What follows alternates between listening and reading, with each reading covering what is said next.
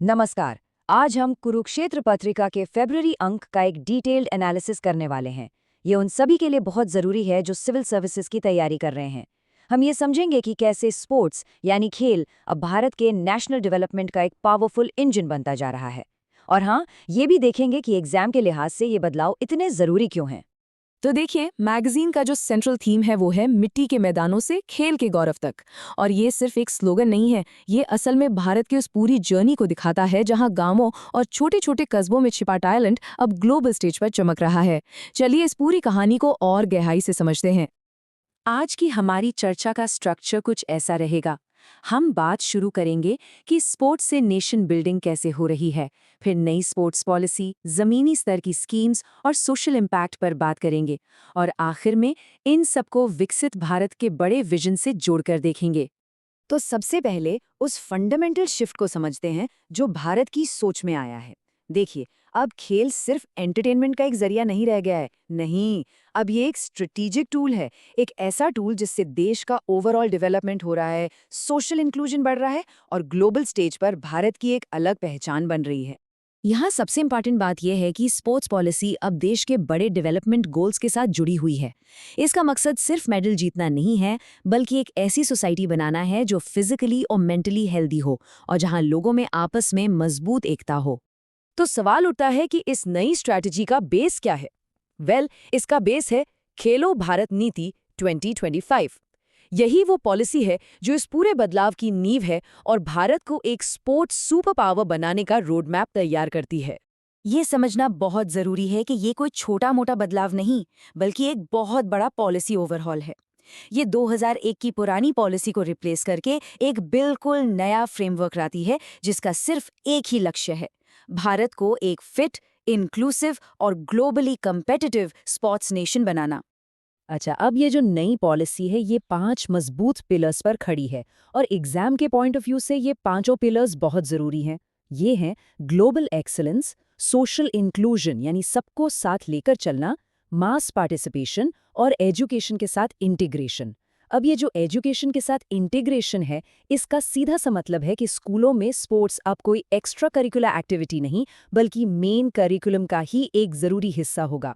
ठीक है, पॉलिसी तो बन गई, लेकिन इसे जमीन पर कैसे उतारा जा रहा है? चलिए, अब उन खास स्कीम्स पर एक नज़र डालते हैं जो इस पॉलिसी को एक्शन में बदल रही हैं। यहाँ दो बहुत ही खास योजनाएं हैं, कीर्ति और अस्मिता। कीर्ति का फोकस है साइंटिफिक तरीकों और डेटा का इस्तेमाल करके सही उम्र में टैलेंट को पहचानना। वहीं अस्मिता खासतौर पर महिलाओं के लिए कॉम्पिटिटिव प्लेटफॉर्म बनाकर उनका पार्टिसिपेशन बढ़ाने पर जोर देती है। दोनों के मकसद अलग हैं, लेकिन ये एक दूसरे को सपोर्ट करते हैं। जरा कीर्ति प्रोग्राम का स्केल देखिए। पहले ही फेज में लगभग 51,000 एथलीट्स का साइंटिफिक असेसमेंट किया गया।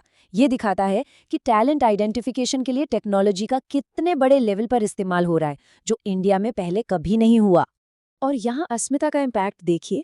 2024-25 में 53,000 से भी ज्यादा महिला एथलीट्स ने अस्मिता लीग में हिस्सा लिया। ये आंकड़ा न सिर्फ विमेन स्पोर्ट्स को बढ़ावा देने में एक बड़ी कामयाबी है, बल्कि ये जेंडर इक्वालिटी की तरफ भी एक बहुत इंपॉर्टेंट कदम है। इन स्कीम्स के अलावा खेलो इंडिया का एक और मजबूत पिलर है इसका इंफ्रास्ट्रक्चर। 1000 से ज़्यादा खेलो इंडिया सेंटर्स खोले गए हैं। ये सेंटर्स गांव के टैलेंट को उनके घर के पास ही वर्ल्ड क्लास ट्रेनिंग फैसिलिटीज़ दे रहे हैं। मतलब पॉलिसी को लागू करने के लिए एक ज़बरदस्त ग्रास रूट इकोसिस्टम तैयार किया जा रहा है। चलिए, अब एक बहुत ही ज़रूरी पहलू पर बात करते हैं कि कैसे ये स्पोर्ट्स पॉलिसीज खासकर महिलाओं और ट्राइबल कम्युनिटीज के लिए सोशल इंक्लूजन और एम्पावरमेंट का एक जबरदस्त जरिया बन रही हैं। ये जो कोटेशन है, ये इस गहरे सामाजिक बदलाव को बहुत खूबसूरती से बताता है। इसका मतलब साफ है कि अब मौके सिर्फ कुछ चुनिंदा लोगों तक ही सीमित नहीं है, बल्कि देश के कोने कोने तक पहुंच रहे हैं, जिससे स्पोर्ट्स का एक तरह से लोकतंत्रीकरण हो रहा है। ये तस्वीरें इस पूरी ट्रांसफॉर्मेशनल जर्नी को दिखाती हैं। एक तरफ हमारे पारंपरिक ग्रामीण खेलों की समृद्ध विरासत है, तो दूसरी तरफ मॉडर्न कंपटीशन में हमारी महिला एथलीट्स की शानदार जीत। ये ट्रेडिशन और मॉडर्निटी का एक अद्भुत संगम है। और ये सिर्फ पॉलिसीज की बात नहीं है, ये असल जिंदगी की कहानियां हैं। हॉकी स्टार दीप ग्रेस एक्का को देखिए, जो एक छोटे से आदिवासी गांव से आती हैं, या फिर मीराबाई चानू और रानी रामपाल। इन एथलीट्स ने ये साबित कर दिया है कि अगर सही मौका मिले तो ग्रामीण भारत का टैलेंट पूरी दुनिया जीत सकता है। सोशल चेंज के अलावा चलिए अब इस नए स्पोर्ट्स इकोसिस्टम के ठोस इकोनॉमिक फायदों पर भी बात करते हैं, जो ग्रामीण युवाओं और पूरे देश के लिए बहुत ज्यादा मायने रखते हैं। अब ये बात उन सबके लिए खास तौर पर ज़रूरी है जो सरकारी नौकरी की तैयारी कर रहे हैं। स्पोर्ट्स कोटा के जरिए अब स्ट्रक्चर्ड जॉब्स मिल रही हैं। इंडियन रेलवेज हो, आर्म फोर्सेस हो या फिर पुलिस फोर्स, हर जगह टैलेंटेड एथलीट्स को जॉब्स दी जा रही हैं। और इसका फ़ायदा क्या है? Financial security. जब एक खिलाड़ी के पास नौकरी होती है तो वो अपने खेल पर पूरा फोकस कर पाता है। ये आंकड़े स्पोर्ट्स इंडस्ट्री की ज़बरदस्त इकोनॉमिक पोटेंशियल को दिखाते हैं। अभी ये सेक्टर करीब $50 बिलियन का है और अनुमान है कि 2030 तक ये $130 बिलियन तक पहुंच जाएगा। ये सिर्फ एथलीट्स के लिए नहीं बल्कि कोच, स्पोर्ट्स साइंटिस्ट, मैनेजर्स और सपोर्ट स्टाफ जैसे कई और प्रोफेशनल्स के लिए भी रोजगार के बेशुमार मौके खोल रहा है। चलिए अब इन सभी डॉट्स को कनेक्ट करते हैं और देखते हैं कि ये सब कुछ विकसित भारत 2047 के बड़े नेशनल विजन से कैसे जुड़ता है। यहाँ होलिस्टिक डेवलपमेंट के कॉन्सेप्ट को समझना बहुत ज़रूरी है। देखिए, विकसित भारत का मतलब सिर्फ इकोनॉमिक ग्रोथ नहीं है। स्पोर्ट्स इस विजन में इसलिए एकदम फिट बैठते हैं क्योंकि वो एक मजबूत समाज बनाने में मदद करते हैं, बेहतर स्वास्थ्य, मजबूत कम्युनिटी और जेंडर इक्वालिटी के जरिए। ये स्लाइड एक ग्लोबल स्पोर्ट्स पावर बनने के इंडिया के रोड मैप को बिल्कुल साफ-साफ दिखाती है। 2025 में पॉलिसी का पूरा लागू होना, फिर 2036 में ओलंपिक होस्ट करने का बड़ा सपना और आखिर में 2047 तक एक विकसित स्पोर्ट्स नेशन बनना। हर स्टेप एक दूसरे से जुड़ा हुआ है।